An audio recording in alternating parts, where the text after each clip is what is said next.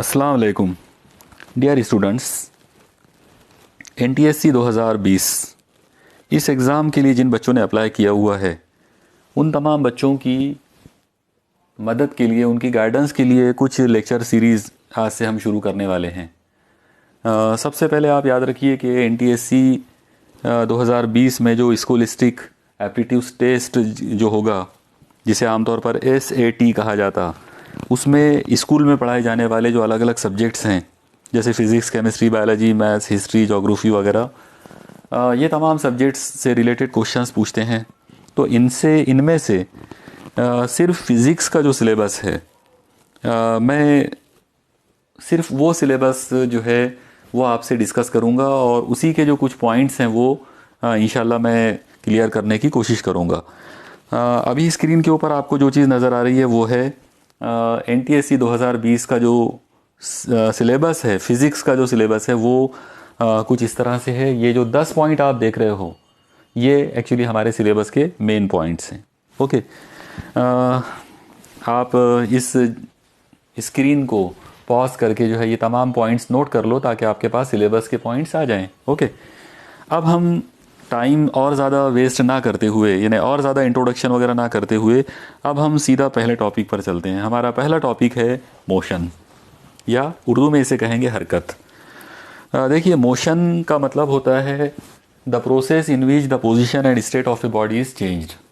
यानी motion actually एक ऐसा प्रोसेस है जिसके अंदर स्टेट और पोजीशन, ये दो चीज़ें बदल जाती है।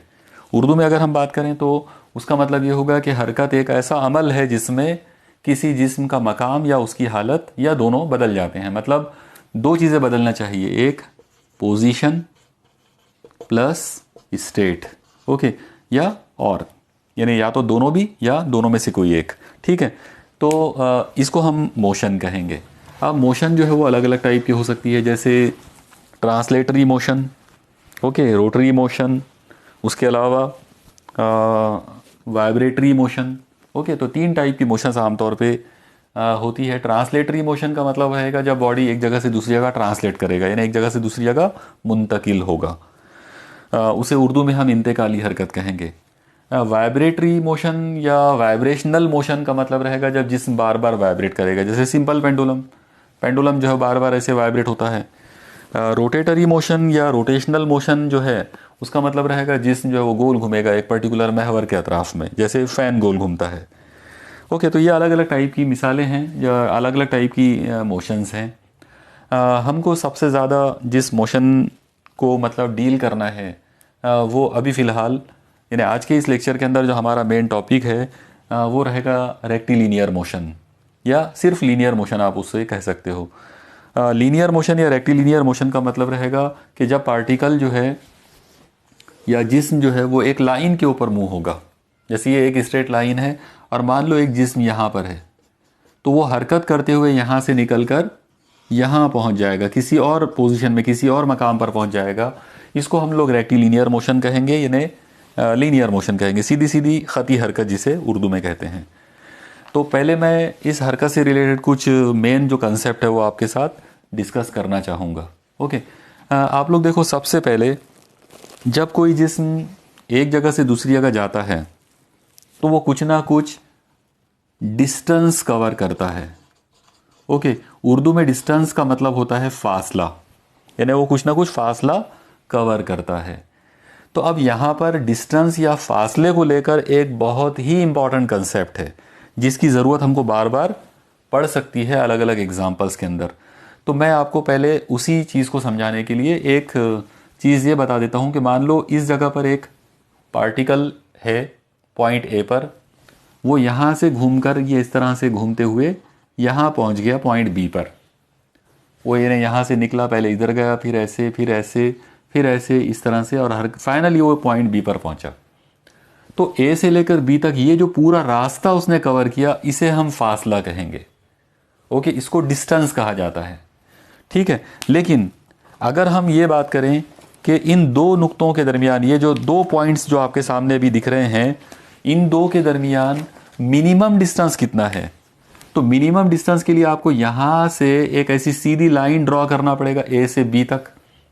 जब आप ए से लेकर बी तक जो मिनिमम डिस्टेंस मालूम करने के लिए जो सीधी सीधी लाइन जो ड्रॉ करोगे, ये वाला जो फासला है इसे हम कहते हैं डिस्प्लेसमेंट। Okay, displacement. और उर्दू में उसके लिए जो टर्म इस्तेमाल की जाती है वो है हटाओ।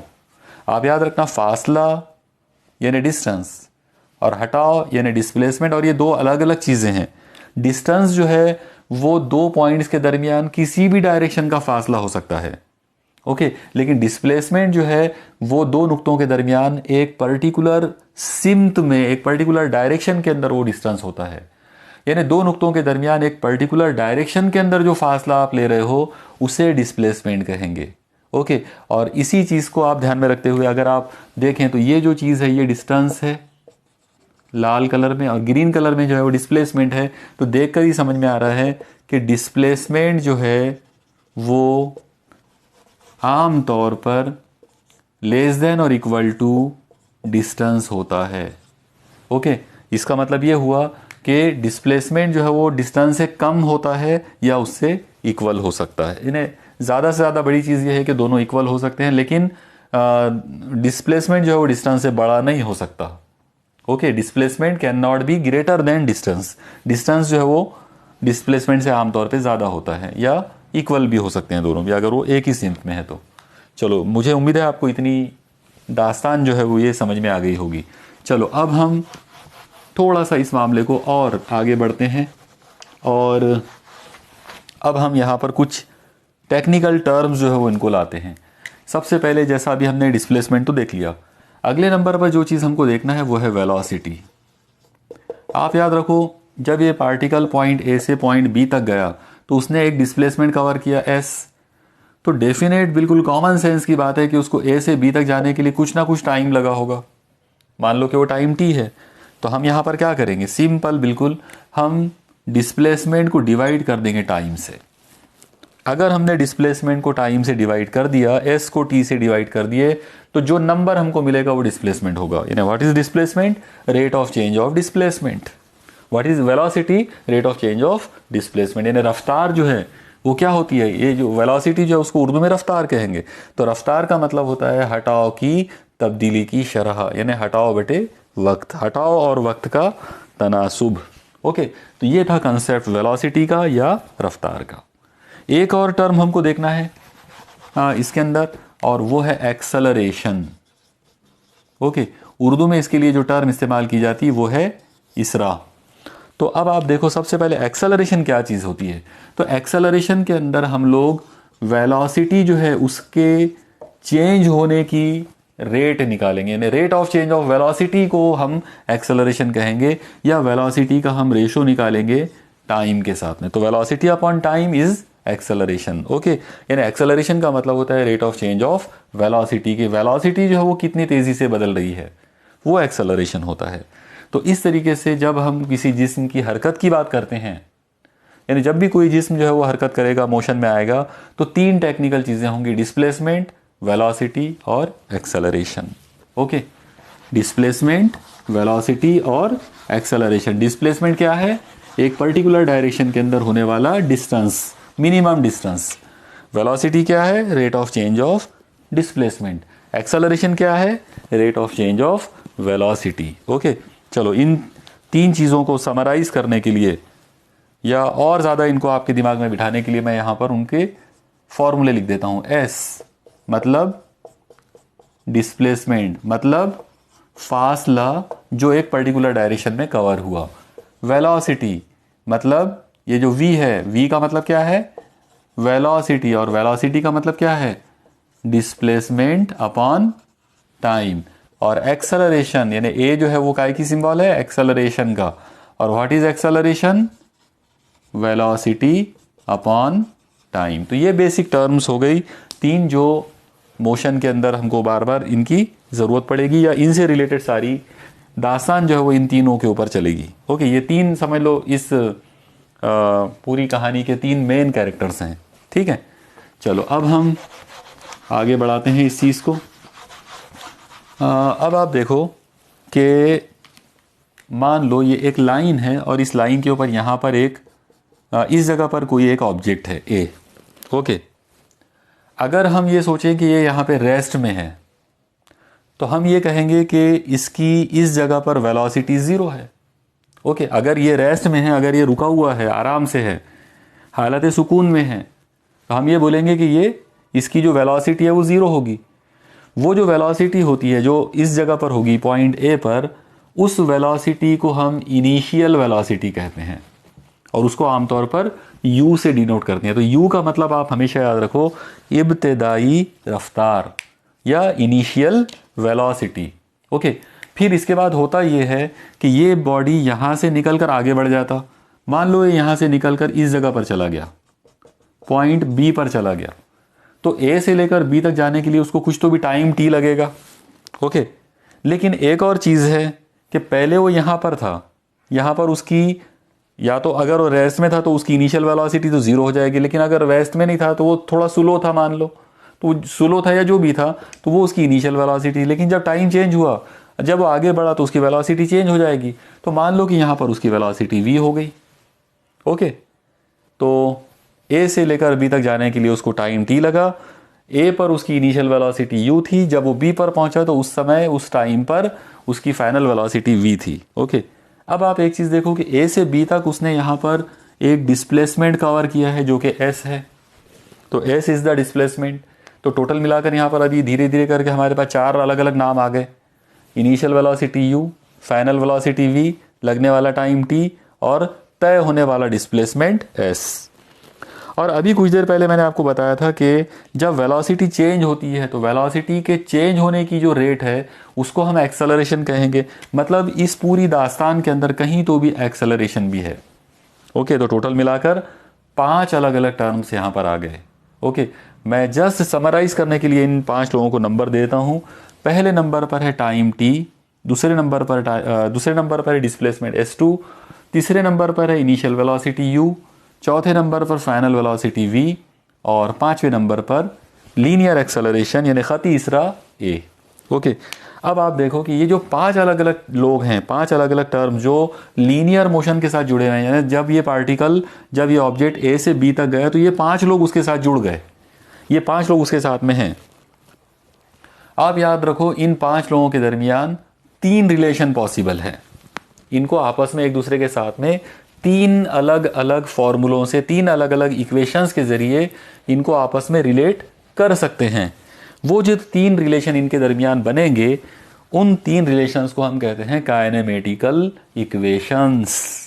ओके, काइनेमेटिकल इक्वेशंस यानी इन 5 लोगों के बीच में बनने वाले 3 रिलेशन। अब ये 3 रिलेशन कौन से हैं, यानी ये काइनेमेटिकल इक्वेशंस कौन से हैं? तो इनमें से मैं पहला इक्वेशन लिखता हूँ।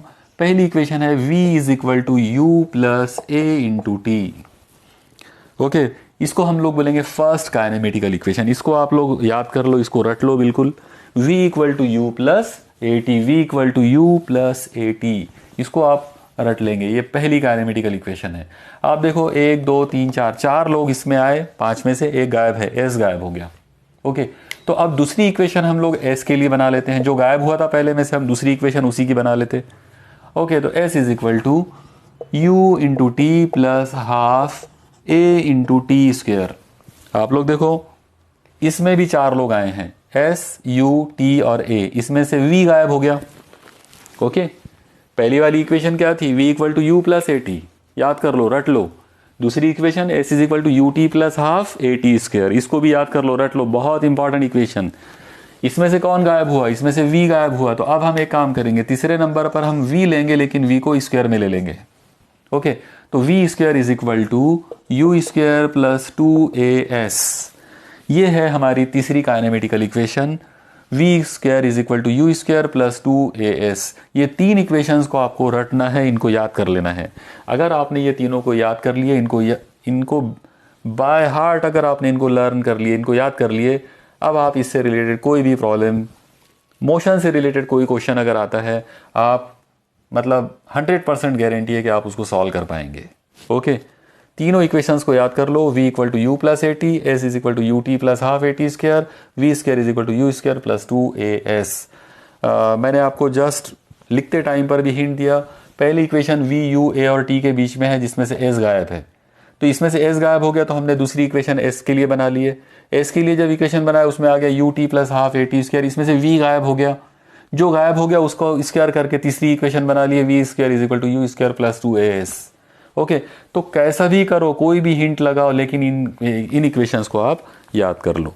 ये थे 3 काइनेमेटिकल इक्वेशंस। ओके, अब हम इसी टॉपिक्स को थोड़ा सा और आगे बढ़ाते हैं। आप लोग एक चीज़ देखो, अभी मैंने आपको वेलोसिटी के बारे में बताया था कि वेलोसिटी जो है वो rate of change of displacement है, मतलब s अपॉन टी है। Okay, v is equal to s upon t. अब ये t को मैं इधर अगर ला लेता हूँ तो ये इधर ज़रब में आ जाएगा, मल्टीप्लाई हो जाएगा। इसका मतलब s इज इक्वल टू क्या आ जाएगा, v into T. Okay, s is equal to क्या आएगा, v इंटू टी। अब ये जो चीज़ मैंने यहाँ पे लिखा हूँ, displacement is equal to velocity into time, इस बात को बहुत अलग स्टाइल में हम ग्राफ में भी बता सकते हैं। ओके, कैसे बताएंगे ग्राफ के अंदर? तो देखो, मैं आपको समझाने के लिए जस्ट यहाँ पर एक ग्राफ बना के बताता हूँ, फिर हम अलग अलग टाइप के ग्राफ भी देखने वाले हैं अभी थोड़ी देर में। यहाँ पर मान लो कि आपने वेलोसिटी लिए, यहाँ पर आपने टाइम लिए। ओके, और आपको पता चला कि एक पर्टिकुलर यानी ज़ीरो टाइम पर एक पर्टिकुलर जिस्म की वेलोसिटी ये वाली थी, यानी इनिशियल वेलोसिटी, और वो कांस्टेंट वेलोसिटी से चलता चला गया एक पर्टिकुलर टाइम तक, बाद में वो रुक गया। ओके, इस टाइम के ऊपर आकर वो रुक गया, मतलब यहाँ पर उसकी वेलोसिटी 0 हो गई। ठीक है, ये जो टाइम है मान लो कि इसका नाम है t1 रख देता हूँ, और यहाँ पर ये जो वेलोसिटी है ये v1 है। अब मैंने अभी आपको बताया था कि v is equal to s upon t, इस पर से हम बोल सकते हैं s is equal to v into T. Okay, तो सवाल ये आएगा कि v1 ये है, t1 ये है, अगर मैं इन दोनों को मल्टीप्लाई करूं तो मुझे ये चीज़ मिल जाएगी, और ये चीज़ क्या है, इसको हम बोलते हैं area under the curve. Okay, इसको क्या बोलेंगे, एरिया अंडर द कर्व, और ये कितना आ जाएगा, v1 इंटू टी1। जाहिर है v1 इंटू टी1 का मतलब क्या हो जाएगा, s यानी डिस्प्लेसमेंट। इसका मतलब ये हुआ कि जब आप वेलोसिटी टाइम कर्व बनाते हैं, जब भी आप वेलोसिटी यानी रफ्तार और वक्त के दरमियान तरसीम बनाते हैं, ग्राफ बनाते हैं, तो एरिया अंडर द कर्व जो होता है वो हमेशा डिस्प्लेसमेंट होता है। इस चीज़ को याद कर लो, area under the curve is always displacement. Area under the curve is always displacement. लेकिन कौन सा कर्व की बात हो रही है, वेलोसिटी टाइम कर्व की बात हो रही है।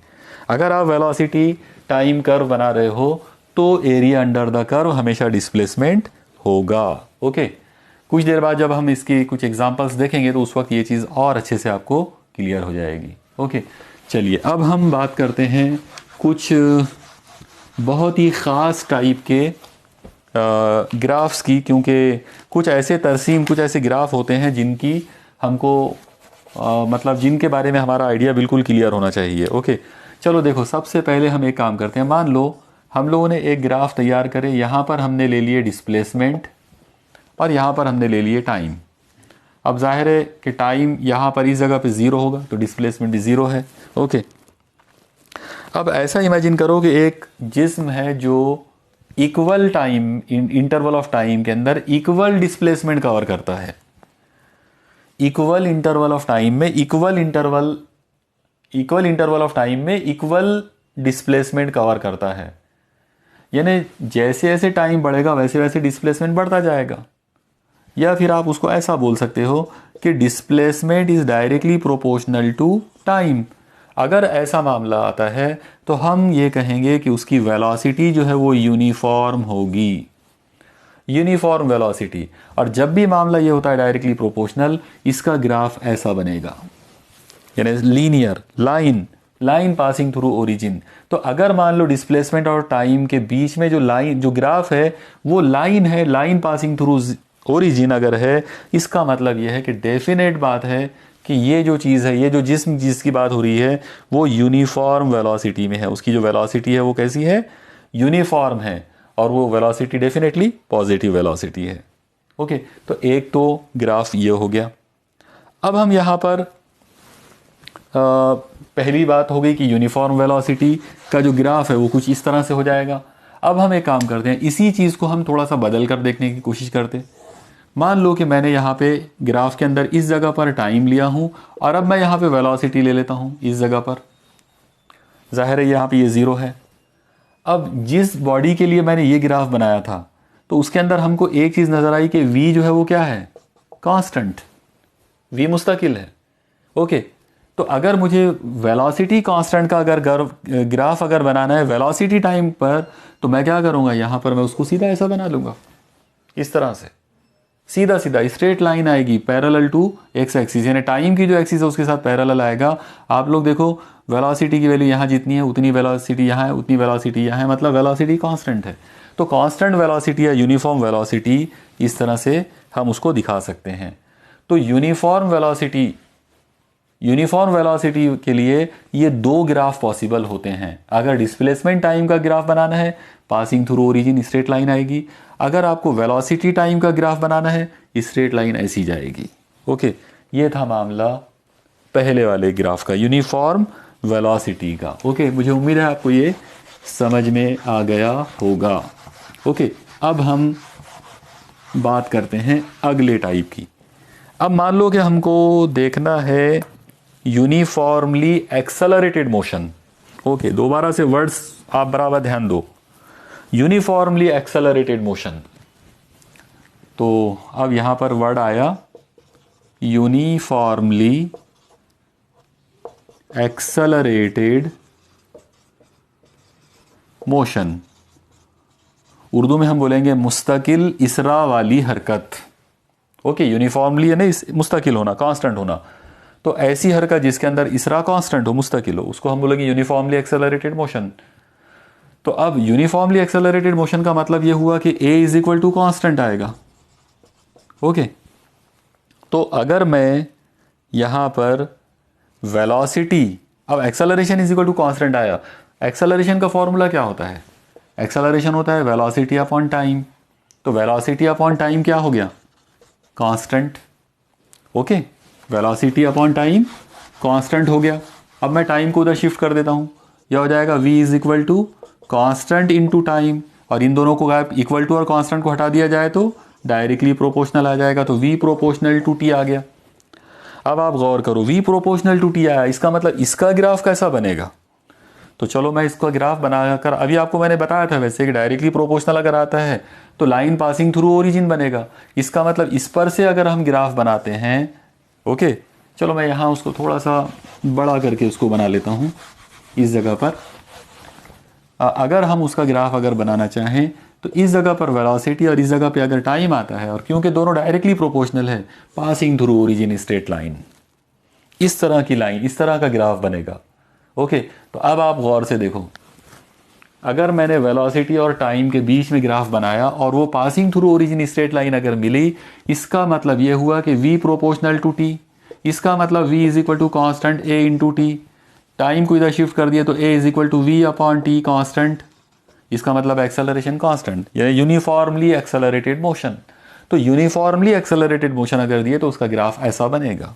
कोई भी जिस्म, अगर कोई भी बॉडी जो है वो अगर मुस्तकिल इसरा के साथ में अगर हरकत में है, कांस्टेंट यूनिफॉर्म एक्सेलरेशन के साथ में अगर वो आगे बढ़ रहा है, तो उसका वेलोसिटी टाइम कर्व ऐसा बनेगा। ओके, अब यहाँ एक मज़ेदार बात यह आएगी कि ये वाले टाइम पर डिस्प्लेसमेंट और टाइम का ग्राफ कैसा बनेगा। ओके, डिस्प्लेसमेंट और वेलोसिटी का ग्राफ कैसा बनेगा, तो उसके लिए मैं आपको थोड़ा सा पहले मैथमेटिक्स बताने की पहले कोशिश करता हूं। आप पूरे कंसंट्रेशन के साथ उसको देखो। देखो, वेलोसिटी का फॉर्मूला है s upon T, okay, displacement upon time, और एक्सेलरेशन का फॉर्मूला है v अपॉन टी। तो अब हम एक काम करते हैं, v की ये वाली जो कीमत है उसको यहां रख दो लाकर, तो ये कुछ ऐसा हो जाएगा, a is equal to v की कीमत क्या है, s अपॉन टी, और अपॉन में कौन है t, इसका मतलब a इज इक्वल टू क्या आ गया, a is equal to s upon t का स्क्वायर। ओके, और अब ये t का स्क्वायर अगर मैं इधर भेज देता हूं तो s इज इक्वल टू क्या आ जाएगा, a इंटू टी का स्क्वायर। ओके, चलो आप देखो बराबर, इतनी चीजें आप भी नोट डाउन कर लो। और अभी मैंने आपको बताया था यूनिफॉर्मली एक्सेलरेटेड, मतलब ये एक्सेलरेशन कांस्टेंट है। अगर ये कांस्टेंट है तो ये इक्वल टू और कांस्टेंट को हटा दो। अगर आप इस इक्वल टू और कांस्टेंट को हटा दोगे, यह आ जाएगा s is proportional to t का स्क्वायर। मतलब यूनिफॉर्मली एक्सेलरेटेड मोशन के अंदर एक मजेदार बात क्या होती है कि displacement is directly proportional to square of time. Okay, square of time. अब अगर आपने इतना नोट कर लिया है तो चलो मैं इसको पहले मिटा देता हूं और अब मैं आपको थोड़ा सा मतलब मैथमेटिक्स के साथ में ग्राफ को कैसे रिलेट करेंगे और कैसा उसको समझेंगे उसको मैं आपको बता देता हूं। मान लो कि आपने y प्रोपोर्शनल टू x लिया तो इसका जो ग्राफ बनेगा सिंपली मान लो ये यहाँ पर आपने y लिया, यहाँ पे x लिया, तो इसका ग्राफ ऐसा बनेगा। लेकिन अगर मान लो y proportional to x square है तो अब ग्राफ कैसा बनेगा? ये पैराबोला होता है। याद रखो, जब भी y proportional to x square आ जाए, जब भी इस तरह का मामला हो जाता है, जब भी इधर वाला वेरिएबल का स्क्वायर हो, उसका जो ग्राफ बनेगा वो बनता है पैराबोला। उर्दू में उसे कहते हैं शलजमी। ओके, और जब ये मामला आता है तो ग्राफ लीनियर नहीं बनेगा। पैराबोला देखने में कैसा होता है? तो पैराबोला आमतौर पर ये ऐसा होता है, गोल घूम, यानी तो गोल तो नहीं होगा, ऐसा गोल घूमकर ऐसा कर्व जैसा बनाकर ऊपर जाएगा। आया समझ में? तो अब आप देखो s proportional to t square है, तो मैं इस पर से आपको ग्राफ बनाने की कोशिश करता हूँ। मैं आपको बताता हूँ कि किस तरीके से आप इसका ग्राफ जो है वो समझोगे। मान लो आपने ये इस तरह से दो महवर अलग अलग एक्सिस आपने लिए, महवर अलग अलग लिए दोनों भी। यहाँ पर आपने हटाव ले लिए, मतलब डिस्प्लेसमेंट ले लिए, यहाँ पर आपने टाइम ले लिया t, ये आपका 0 है। और इक्वेशन ये है s proportional to t square, ये क्या है? पैराबोला। और अगर पैराबोला बनेगा तो उसका पैराबोला ऐसा बनने वाला है, स्ट्रेट लाइन नहीं बनेगी, पासिंग थ्रू ओरिजिन होगा लेकिन अलॉन्ग ए कर्व, अलॉन्ग ए पैराबोला। ये जो चीज़ है ये क्या है? पैराबोला। उर्दू मीडियम वाले बच्चे इनको याद रखो, इसको शलजमी कहते हैं।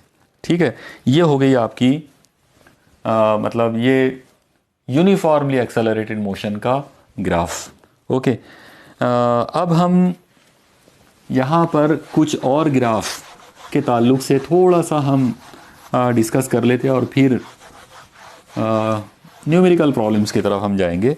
ओके, आप ऐसा इमेजिन करो कि आपके पास अभी जो हमने इक्वेशंस देखे थे, ओके, जैसे s is equal to U T plus half A T square.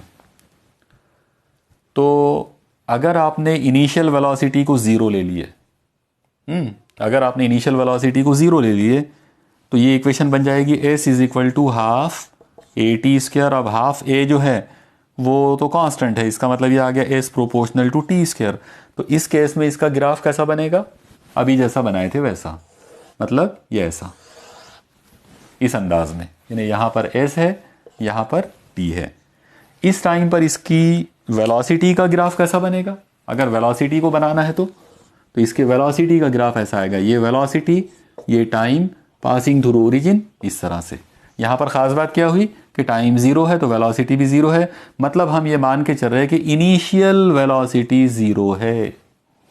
Okay, initial velocity 0 ले रहे हैं, यानी अगर कोई चीज़ रेस्ट में है और वहाँ से स्टार्ट होकर बढ़ रही है आगे तो ग्राफ ऐसा आएगा, लीनियर वेलोसिटी और टाइम का ग्राफ ऐसा आएगा, और उस टाइम पर डिस्प्लेसमेंट और टाइम का ग्राफ ऐसा आएगा। ओके, अब हम थोड़ा सा चेंज करते, यानी अपना टॉपिक को थोड़ा सा बदल देते। अब आप ऐसा इमेजिन करो, मान लो कि एक बॉडी जो है वो इनिशियली रेस्ट में नहीं है। ओके, इनिशियली वो रेस्ट में नहीं है, मतलब ये u जो है ये 0 नहीं है। अब आप सोचो, अगर ये 0 नहीं है तो टाइम की, यानी डिस्प्लेसमेंट के लिए जो इक्वेशन हमको मिली s इज इक्वल टू, वो टाइम के साथ भी मिली plus half A T square. यानी अगर टाइम के लिहाज से अगर हम बात करेंगे तो यहाँ पे टाइम अकेला यानी एक पावर में है, यहाँ टाइम का पावर 2 है, क्वाड्रेटिक इक्वेशन बनी हुई है। ओके, आपको ये वाली इक्वेशन याद होगी, ax square plus b x plus c equal to 0, quadratic equation. Quadratic equation के अंदर जब आप उसका ग्राफ बनाते हैं वो ऐसे ही बनता। इसका मतलब क्या हुआ कि अगर कोई बॉडी स्टार्ट में रेस्ट में नहीं है बल्कि इनिशियली वो मूव हो रही है किसी पर्टिकुलर वेलोसिटी से, तो उसका अगर आप डिस्प्लेसमेंट और टाइम का कर्व बनाओगे तो वो डेफिनेटली ऐसे ही आएगा। मतलब ये वाला जो ग्राफ है, ये ग्राफ इनिशियली रेस्ट वाली बॉडी के वास्ते भी है और इनिशियली मूविंग वाली बॉडी के वास्ते भी है। ओके, अगर कोई बॉडी मूव हो रही है तो उसके लिए ग्राफ ऐसा आएगा, डिस्प्लेसमेंट और टाइम का। लेकिन यहाँ चेंज होगा क्या? हाँ डेफिनेटली होना है। क्या होना है? तो अब आप देखो फ़र्क पड़ने वाला है इसके अंदर। अच्छा इसको ऐसे ही रहने देते हैं। ये वाला ग्राफ काय के लिए था? मैं यहाँ लिख देता हूँ इनिशियली रेस्ट वाली बॉडी के लिए। अब मैंने लिया हूँ कि इनिशियली रेस्ट में नहीं है, तो मतलब यूटी ये एक टर्म आएगी, कुछ तो भी वेलोसिटी उसकी होगी। तो अगर मुझे इसका ग्राफ अगर बनाना है, अब वेलोसिटी का अगर मुझे ग्राफ बनाना है तो वो ग्राफ कुछ ऐसा बनेगा। मान लो ये वेलोसिटी है, ये टाइम है, ये ज़ीरो है। अब आप देखो टाइम ज़ीरो है तो उसकी वेलोसिटी तो है, कुछ तो भी वेलोसिटी है उसकी, इनिशियल वेलोसिटी। मान लो उसकी इनिशियल वेलोसिटी ये वाली है u। अब यहाँ से ऑनवर्ड आगे वो बढ़ेगा और वो यूनिफॉर्मली एक्सेलरेटेड है, इसका मतलब यहाँ से उसका ग्राफ ऐसा जाएगा। ओके, तो देखो आप दोनों में काफ़ी फ़र्क पड़ गया। ये इनिशियली रेस्ट वाला है और ये इनिशियली मूविंग वाला केस है। यानी अगर वो ऑब्जेक्ट इनिशियली मूव हो रहा है तो उस वक्त उसका ग्राफ ऐसा बनेगा वेलोसिटी टाइम का, और अगर वो इनिशियली रेस्ट में है उसका ग्राफ ऐसा बनेगा।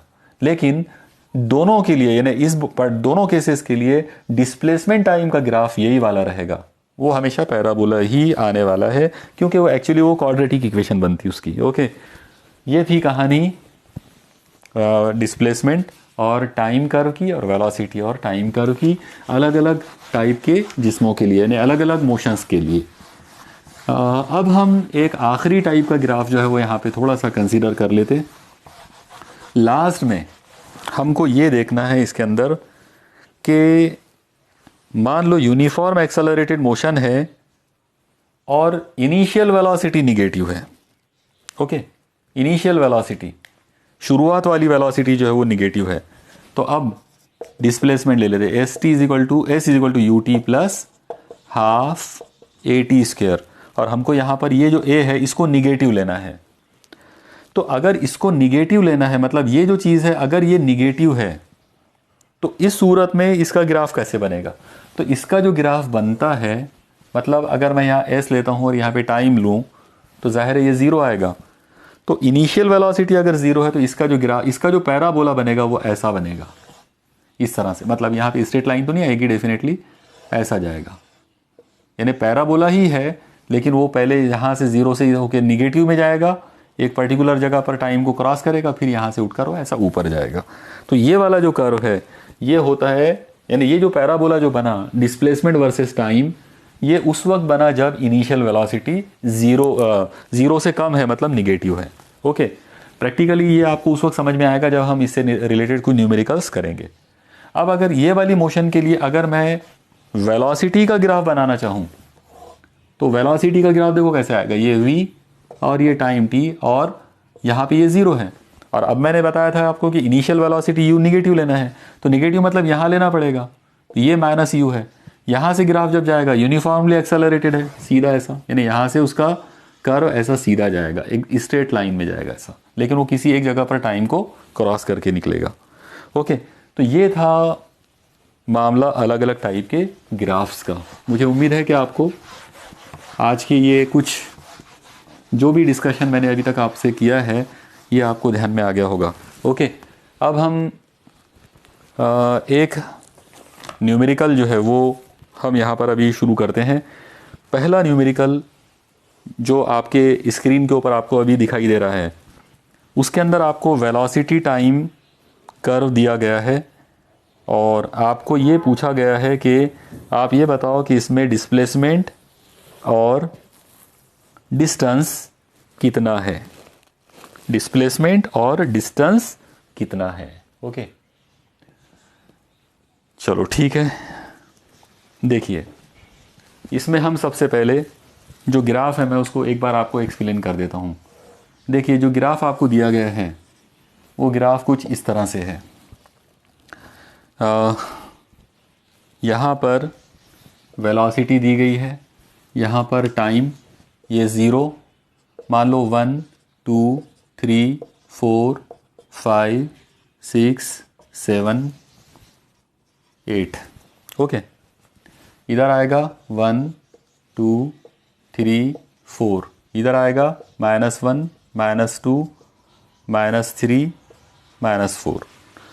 और जो फिगर आपके पास है उसके मुताबिक वो जो बॉडी है वो यहाँ से पहले ऐसे सीधा गया यहाँ तक, फिर यहाँ आया, फिर यहाँ से यहाँ तक गया नीचे ऐसे इस जगह तक -4 तक, फिर वो यहाँ से लेकर यहाँ तक ऐसे आया, फिर वो ऐसे ऊपर उठा, फिर यहाँ से ऐसे आया ये पॉइंट 2 तक, फिर यहाँ से इधर गया और यहाँ आकर वो ख़त्म हो गया। और आपसे ये पूछा गया है क्वेश्चन के अंदर कि what is the distance and what is the displacement covered by the particle in 7 seconds, यानी ये जो 7 सेकंड जो है इसमें इस बॉडी ने कितना डिस्टेंस और कितना डिस्प्लेसमेंट कवर किया है।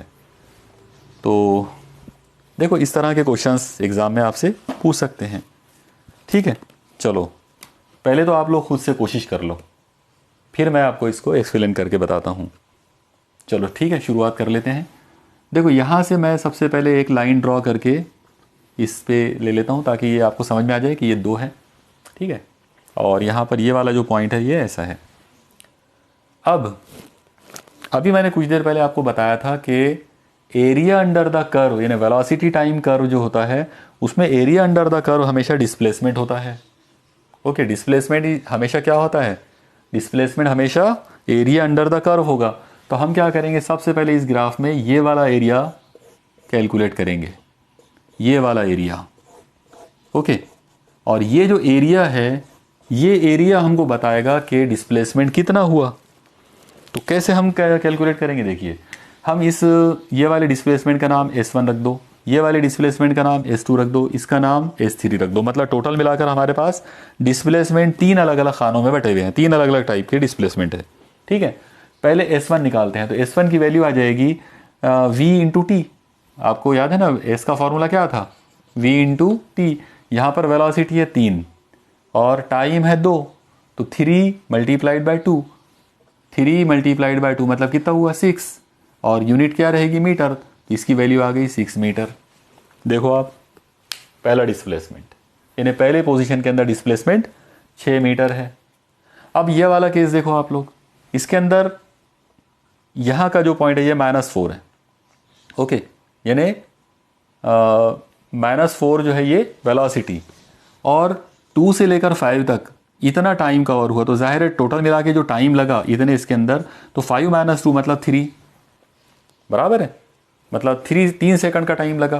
तो 3 सेकंड है और -4 वेलोसिटी है, तो वेलोसिटी वर्सेस टाइम मतलब इनटू टाइम हम लेंगे, तो -4 इंटू 3 ये हो जाएगा -12।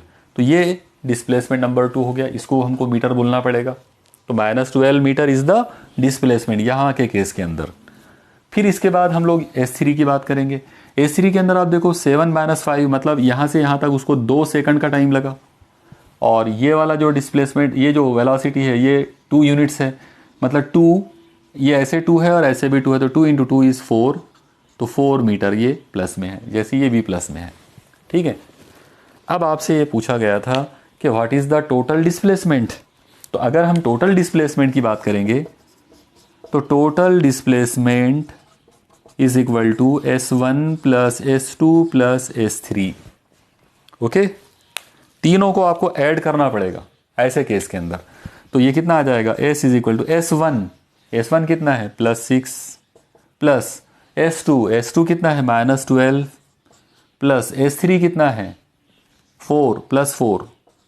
जाहिर है जब आप S की वैल्यू निकालोगे 6 + 4 इज 10, 10 - 12 मतलब -2, तो -2 मीटर। यानी यहाँ पर इस पर्टिकुलर प्रॉब्लम के अंदर जो डिस्प्लेसमेंट आया है उस बॉडी का वो आया है -2 मीटर। ओके, मुझे उम्मीद है आपको ये कैलकुलेशन ये कंसेप्ट समझ में आया होगा। अब मैं यहाँ पर आपको उसका डिस्टेंस निकाल के बताता हूँ। अब आप लोग देखो, अभी मैंने कुछ देर पहले आपको समझाया था कि डिस्टेंस जब हम देखेंगे तो हम डिस्टेंस के अंदर सीमतों को नहीं देखेंगे, हम डायरेक्शंस को नहीं देखेंगे। ओके, तो चलो शुरू करते हैं। अगर हमको सीमतों को या डायरेक्शंस को नहीं देखना है, सिर्फ मैग्नीट्यूड्स को देखना है, तो इसका मतलब अब अगर हमको डिस्टेंस निकालना है तो डिस्टेंस की वैल्यू आ जाएगी S1 प्लस S2 प्लस S3, और ये तीनों हमको मॉड में लेना है। याद रखो, मॉड में जब हम किसी चीज़ को लेते हैं तो उसकी वैल्यू निगेटिव नहीं आ सकती, वो हमेशा पॉजिटिव आता है। इसका मतलब ये हो जाएगा distance is equal to S1 की वैल्यू क्या है? 6 प्लस S2 की वैल्यू है -12, लेकिन जब मॉड लोगे तो 12 प्लस S3 की वैल्यू कितनी है 4, 6 + 4 = 10 + 12 22। इसका मतलब डिस्टेंस जो है वो आ गया 22 मीटर। Okay clear.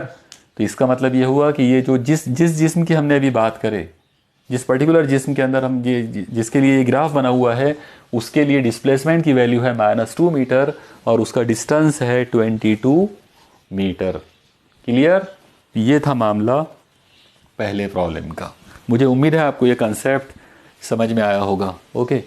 और अब क्योंकि काफ़ी ज़्यादा टाइम हो गया है, इसीलिए बेहतर यही है कि आज के लिए बस ये एक ही प्रॉब्लम काफ़ी है।